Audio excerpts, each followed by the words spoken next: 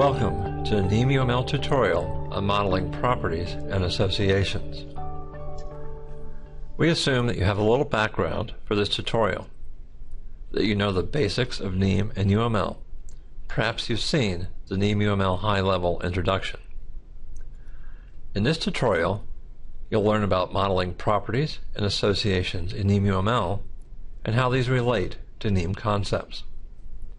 If you need more background, please see the other tutorials on the NIEM.gov website. Properties represent information about an entity and are modeled as properties of UML classes or association ends. We'll see a bit more about association ends a little later. Information from each property includes its name, the type of information in that property, and its cardinality, or how many of them you can have. In the person example, we see we have three properties: person birth date, which is a date; person name, which also has the type person name; and person social security identification, which has the type identification. Notice the bracket in the back of each property. This indicates the cardinality. The cardinality for our three example properties is 1, meaning that each property must have one value for each person. Other possibilities for cardinality are 0 to 1 for optional properties, 0 to star or just a star for properties that can have any number of values, 1 or 1 to 1, which means there must be exactly one value for each property, and 1 to star, which means that the property is not optional but that can have multiple values. This UML class is mapped into NIEM-XML. In NIEM-XML, each property is represented by two elements: a top-level element, as we see on the bottom, and an element nested inside of the enclosing class, in this case, person type. Both representations are required by the NIEM naming and design rules, and this supports the reuse of properties across multiple classes. Let's look at an example. We can create a class automobile and add a property number of seats that must be an integer with at most one optional value. We'll then take a quick look at the XML. We're now using the UML tool, and we'll create a new type and call it automobile.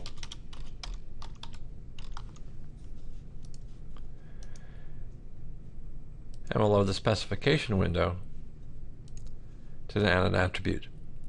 Note that the way your UML tool may be slightly different, and the NIEM PMO doesn't endorse any particular tooling. We're going to name this number of seats.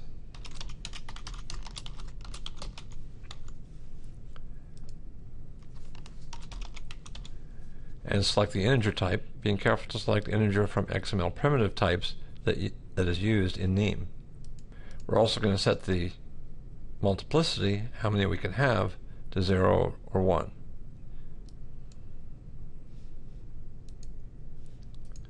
And that's all we have to do to create a new property. To look at this in XML, we're going to add automobile to our exchange types.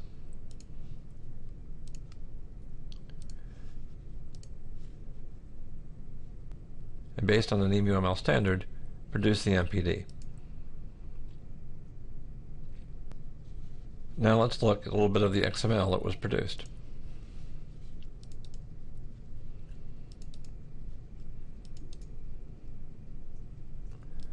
We'll bring up our extension schema.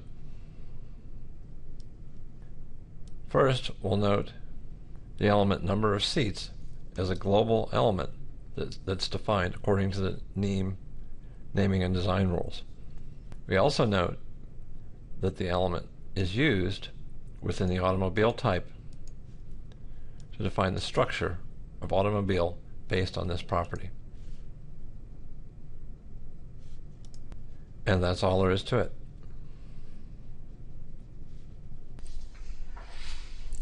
Now let's consider associations. Associations connect objects and represent some logical connection between those objects. In UML, associations are defined using a line between classes. Here we see an association between service provider and providing organization. Notice that each association also has ends, in this case, provider and organization. This is where the name and the cardinality of the properties are defined. Note that the properties are defined on the side opposite the class that has that property. So in this case, service provider has the property organization, and providing organization has the property provider. There are multiple kinds of associations in NIEM-UML. We'll summarize them here and then go into more detail.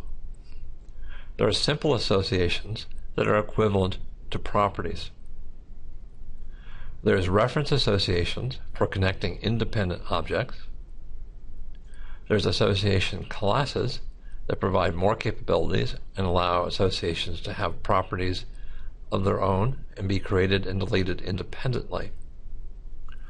There's roles, a special concept within NIEM, and each association has ends, and for each end we want to know its name, its multiplicity or cardinality, its aggregation, whether the data is nested inside, which is indicated by a black diamond, and whether it's one-way or two-way, one-way associations having an arrow to indicate the directionality. And then we may have association classes. Simple associations are equivalent to properties. Here we see person type, which has the property person age measure, and it also has a property person name.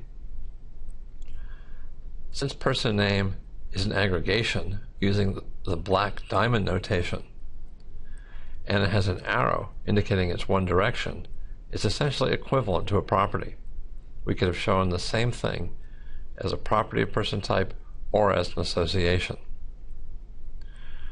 As with any other type, these properties have a cardinality.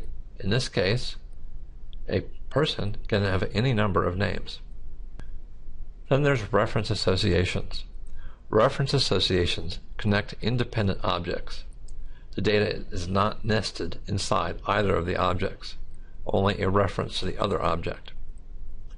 In this case, service provider has a reference to an organization, and providing organization has a reference to a provider. Note the cardinalities, which are shown as a star, indicates any number of values for either of these properties. Let's do another example. We'll create a reference association between a service provider and a providing organization. We'll assume the service provider and providing organization classes have already been defined. We'll simply select association, define it between the two classes, and start naming our ends.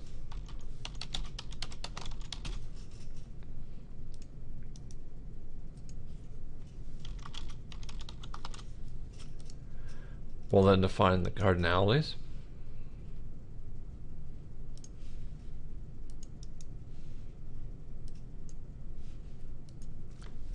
And we're done. We'll now consider association classes. Association classes add an additional capability to an association such that the association can have properties in and of itself. It also becomes an independent element as a class, independent of the things it connects. An association class is shown as a dotted line connecting the association with the class that represents the properties for that association. A different notation for association classes uses the association type stereotype on a regular class. UML associations have some particular constraints. For example, a UML association must associate at least two other classes. NIEM associations don't have this restriction. So for this reason, the association type notation is used, and each association end is shown as a one-way association pointing away from that association type. Note that this association type results in exactly the same XML schema elements as does the association class we saw previously. Let's do an example. We'll create an association class between an incident and a victim. We'll then do the same thing using an association type. As before, we'll assume our classes incident and victim have been created already. We'll select association class and define it between incident and victim.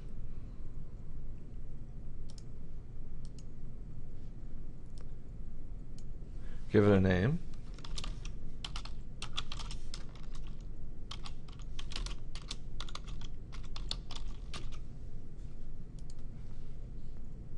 This creates the association.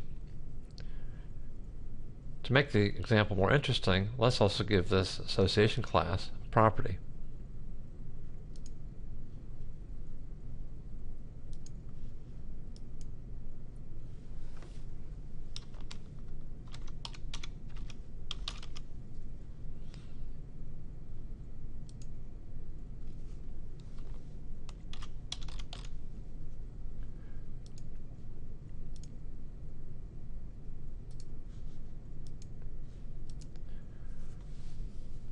And that's all there is to it. Now let's do the same thing with an association type.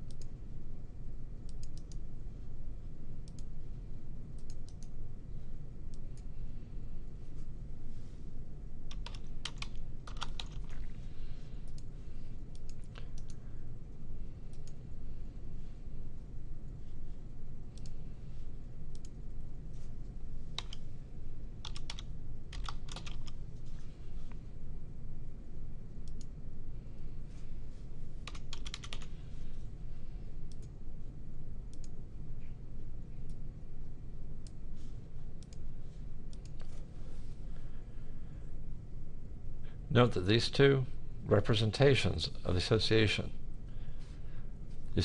type and the association class, produce the same XML schema.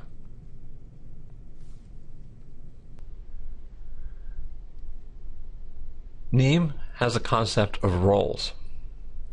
Roles allow us to represent what an entity does or participates in independently of what that entity is natively. In this example, we see that victim is a role of person and subject is a role of person. That is, a person can be a subject or a victim, can be a subject and a victim at the same time, and a person could be a victim multiple times or a subject multiple times. This is indicated by the cardinalities that are shown on the role of association. Role of associations are shown in NIEM-UML by marking the association with the role of stereotype. The other common pattern for roles is where there can be at most one instance of each role for each entity. For example, a person can be an FBI agent, but only one FBI agent at a time. A person can't be multiple FBI agents at the same time. This more restricted concept of role can be represented by a UML generalization or subclass marked with a role played by stereotype. The cardinalities of this type of role is fixed. That is, an FBI agent must be the role of exactly one person, and a person can be an FBI agent 0 or 1 times. Let's do an example of a role. We'll create the role patient, which is a role of a person. In our first scenario, we're going to assume that we want to create a patient record that would represent a person no matter how many times they've been in our hospital. We're going to reuse person type from NIEM core. And we'll assume that we've previously subset person type for what we need. There's a separate video on how to subset. They're going to select the role played by specialization of generalization, which says that a patient is a role played by a person. That's all that need to be done. In our second scenario, we're going to assume that we want to create a patient record every time someone has been in our hospital. So a person could have been a patient multiple times. We're still going to reuse person type.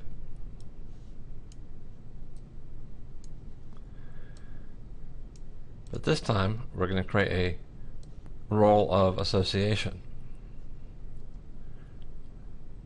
So this says that a patient can be a role of a person 0 or 1 times. Now we're going to change that to require the patient be a role of a person, and by default it already is stating that a person can be a patient any number of times.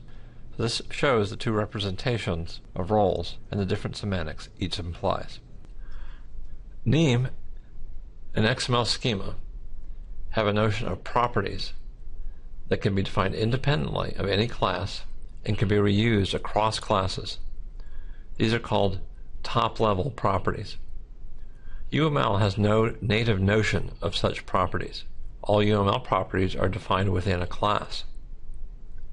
In order to handle this, we have two special concepts within NIEM-UML: references and property holders. Property holders, as we see on the bottom for organization property holder, is a way to define these top-level properties. While the property holder shows up in UML, it does not map to any class in the XML schema.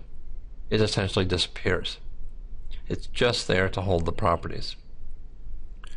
The other thing we want to represent is that in a class we can reuse a property defined in some other class.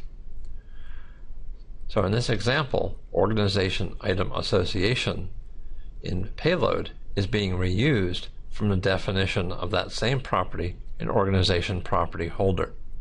NIEM core has a property medical condition. It's a property of person. Let's reuse that property in the role patient. Here we see the patient role of person that we've already created. What we'd like to do is reuse person medical condition in patient. We found a very easy way to do this is to copy and paste a property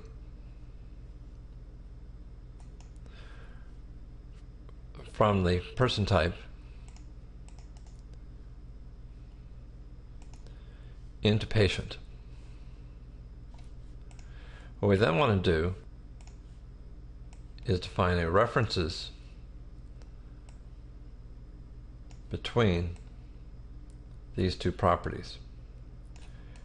What this does is tell the tool that these are the same property but used in two different contexts. NIEM also defines the concept of substitution groups. This allows for hierarchies of properties and properties that can be substituted for other properties. A substitution group is represented in NIEM-UML using property subsetting. Subsetting is a built-in UML capability, one that is less familiar to many UML modelers. We can see the subsets being used in the substitution group at the bottom of this example. The way subsetting works is you define a property, in this example contact means, that can be substituted for any number of other properties, in this case contact telephone number, contact website, and contact email ID. Then, whenever contact means is used, you can substitute any of these other properties for contact means. So contact means in the class above, which references our substitution group, will allow any of these other variants for contact. Let's do an example. We'll define a property zip code that's allowed to be a number or a string.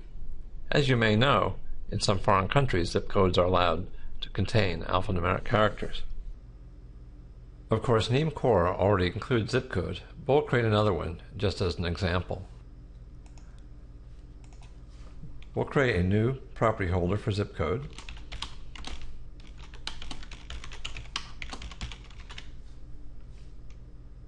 And let's open its specification.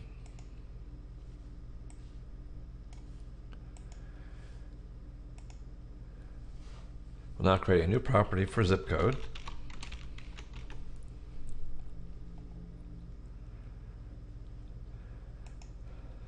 We're now going to create zip code as a string,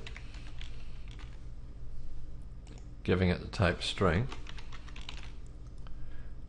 from the XML primitive types.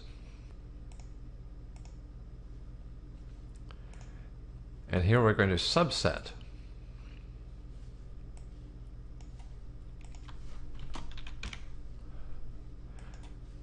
zip code. Notice that zip code string subset zip code.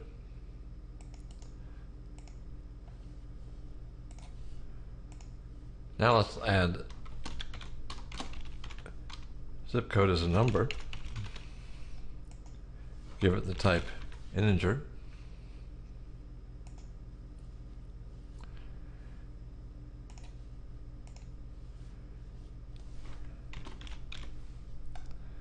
And also set its subsets. This now defines a substitution group for zip code. If we wanted to then use zip code in an object type,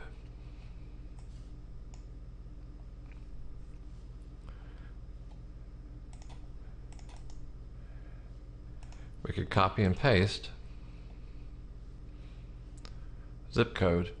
We can then add a references realization from the object type to our property holder. This will establish a relationship between zip code in the object type and zip code in the property holder. That concludes the NIEM-UML tutorial on modeling properties and associations. If you'd like more information, please see the NIEM.gov website. Thank you for your interest in NIEM-UML.